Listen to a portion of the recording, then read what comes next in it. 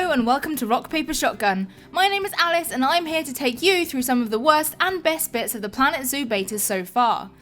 The beta has closed now, and throughout the time it was open it went through quite a lot of fixes, so it's really nice to see how responsive the team have been with making sure their players are heard.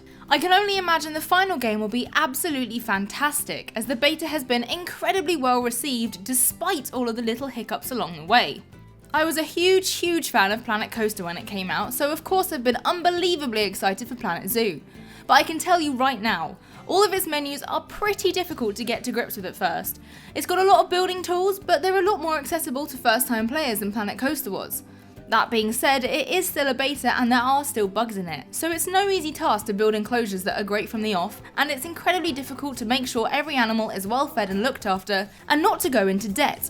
And I tried my best, and took out loads of loans. Still, debt. The beta is closed for just under a month before the final game is released on November 5th.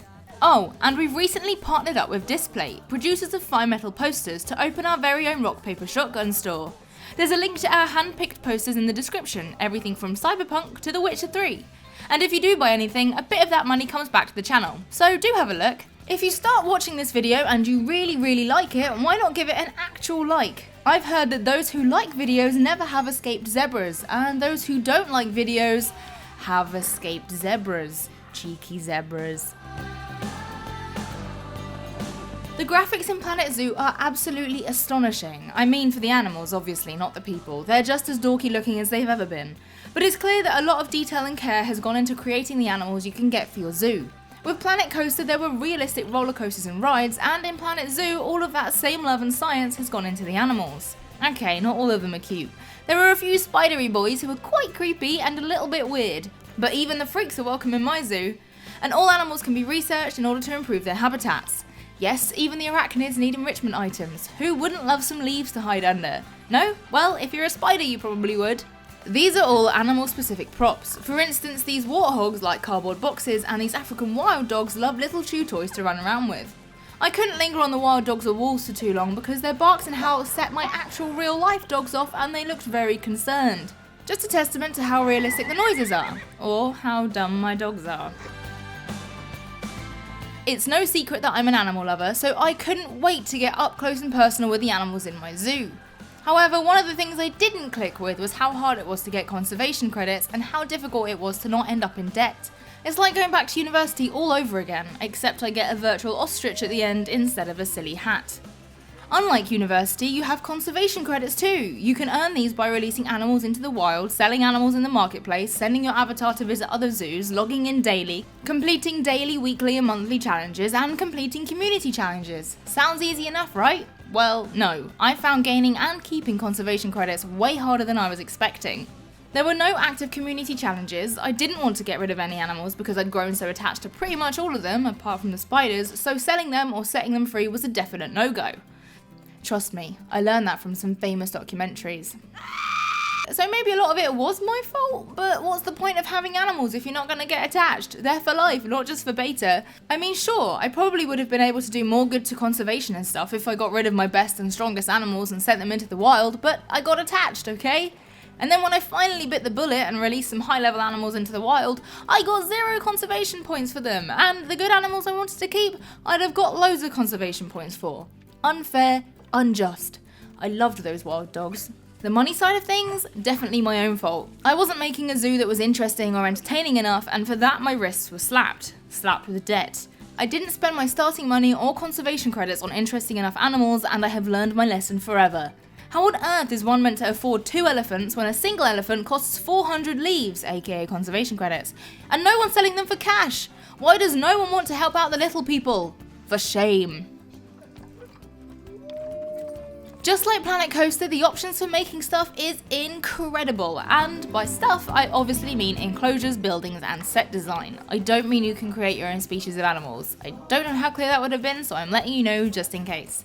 One thing that is subpar to Planco is that the path system is nowhere near as good. It's a little bit juddery and difficult to make good food and shop areas as there are no ways to build a plaza. Otherwise though, everything is just as good as Planco. And in Planet Zoo, you need to be good at hiding things. If you're not good at hiding staff buildings or even hiding generators, then your guests will get unhappy, complain, and maybe even vandalize your technology. Do not let them see the water filter. Everything is magic, nothing is real. Most of the props, decorations, plants, etc. can be filtered by biome, property, theme, species or continent, and you can even make up your own filters if that works best for you. I say that as though all of my queue decorations in Coaster weren't just me pulling the terrain up and over and adding a few props inside here and there, or building tunnels out of rock pieces. Look, I never said I was an artist. But there's loads of amazing creations you can download from the workshop, and honestly, where do people get these ideas? I mean, yeah, some of them are obvious, Pride Rock, wonder where that's from, but it's also a great way of figuring out how to make your own great creations too. You can either get pre-made enclosures, pre-made sets for workers' rooms or public areas, or just bits of an enclosure you might want to use, like shelter, as the default shelter is boring. And if you make something you're super proud of, you can upload it. Yes, even during the beta stages there were things in the workshop by Non-Planet Zoo, which is fantastic. The sense of community is constant throughout Planet Zoo, whether that's through trading animals with others or taking others' creations and using them, editing them and making something of your own from it. The world of Planet Zoo feels pretty large. I tell you what though, I wish it was as easy to trade in Planet Zoo as it is to download blueprints from the workshop. As I've mentioned before, trading is tough in Planet Zoo. You've not only got to have money or leaves, but you've also got to have speedy quick fingers and check all the stats for the animal you want are good, make sure they can fit in whatever habitat you want, and then click, hoping, praying they'll still be available. Chances are they've already been sold, and then you'll get sad and then you'll have to wait for the correct species of animal to come up for the right price. Also, and this is a beta remember, the clicks feel a little laggy, like they're not being registered, and they're probably not because these animals are gone already. But it's just sad wondering whose fault it was you didn't get that really cute springbok. Yours or the game's? Maybe when there are more people playing there will be less of a problem getting the animals you want, but why do elephants cost so many damned leaves? I just want big stompy babies in my zoo. Is that too much to ask? The other aspect of online is franchises, where you can create one franchise with multiple zoos, a bit like the system in 2 Point Hospital, where only conservation credits can be shared, not actual cash money. This gives you the ability to create different themed zoos in different biomes and locations, and it will make for a pretty decent way to start a new zoo with great animals. If one of your zoos has an amazing high-ranking zebra and you want to get your new zoo off to a great money-filled start, transfer them over. Planet Zoo's beta is entirely online at the moment, but thanks to player feedback, franchise mode will have an offline version too. It's as yet unnamed and will boost the amount of modes from 3 to 4. There will still be franchise mode, career mode and sandbox mode, the mode I cannot wait for. No dying animals sounds like an absolute dream, but the new offline franchise mode will obviously be omitting some key features, hence an entirely new name. There will be no trading between players, no leaderboard zoos and no community challenges. This is great and obviously a lot more accessible for younger players and those without good internet connections. Imagine trying to trade animals with bad internet. I would probably cry. A lot. Naturally, being a beta, there are still lots of things that need to be sorted before the final release. The main one is keepers not feeding animals unless prompted, even with work zones. Work zones in Planet Zoo are a lot like work zones in Planco. You select an area of items, enclosures, buildings, etc. for your staff to go to. Herbivore enclosures for your vegan zookeepers, food court for your vendors, enclosures for your mechanics to fix the walls, or power and water systems for your mechanics to keep on top of. The work zones are really helpful and would be amazing if they worked properly for your keepers and staying on top of feeding times. Oh, what's that? All my warthogs are dead because the keeper didn't feed them. Ugh, amazing. Sandbox! Another problem I and others found is the problem with time moving too quickly. 3 seconds in a day does not give you enough time to do a single thing. My zoo has been open a total of 15 years and I feel like we've accomplished basically nothing. It technically takes everyone a whole load of weeks to get from one place to the next, so it's no real surprise keepers can't get anywhere to feed anything before they die. It'd be nice if this could have a setting you can decide on. Want your days to take 10 minutes? Fine, so be it. There's still the speed up option at the bottom if you really want to make time go faster, but 3 seconds to a day is honestly bonkers. It doesn't match up with animals aging and it seems like a massive oversight.